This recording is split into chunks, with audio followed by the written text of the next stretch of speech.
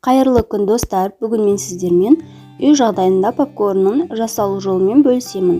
Ол үшін ең алдымен жүгерімізді жуып аламыз. 2-3 қайтара жуып, сүзгімен сүзіп, жақсылап жуамыз. Суда жүгерлерді көп ұстамау керек, немесе жібіп кетуі мүмкін. Осылай жақсылап кірінен тазаланғанша 3-4 рет жуып аламыз. Құрғақ таза сүлгімізді жайып, оның үстіне жүгерлерді жаямыз. Осылай кепкенше бөлме температурасында 15-20 минут толық кепкенше күтеміз. Мен сіздерге жүгерінің 2 түрлі жасалу жолымен бөлісемін. Біріншісі, құрақ табаға 4-5 ас қасық жүгер саламыз, 3 қасық қант саламыз және 3 ас қасық сұйық май құйып, жақсылап қант ерігенше араластырамыз. Қантымыз толық ерігеннен кейін алғашқы жүгерлер жарылып бастағанда қақпағын жауып қуырамыз. Орташа от болу керек, газдың асты арасында табамызды осылай қозғап тұрып араластырамыз, қақпағын ашпаймыз. Осылай толық қуырылғанша күтеміз. Осылай бірінші тәсілмен қуырған жүгерлеріміз дайын болды.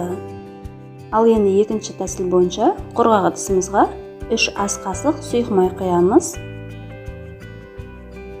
Және 3 ас қасық қант саламыз. Қантты май бар жерлерге салып, қантымыз ерігенше толық араластырамыз. Қант карамель түске енгенше орташа отта ертіп аламыз. Қантымыздың түсі өзгерді, қоңыр карамель түске енді.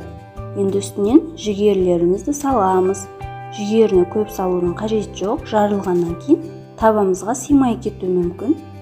Жақсылап араластырамыз. Алғашқы жүгерлеріміз жарылғанша күтеміз.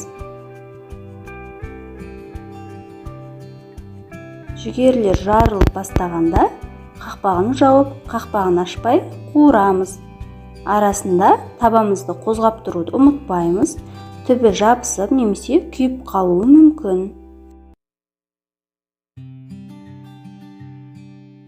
Әр жүгерлерді қуырып болғаннан кейін табамызды жуып отыруды ұмытпаймыз. Себебі біздің қантымыз, майымыз күйіп кетуі мүмкін.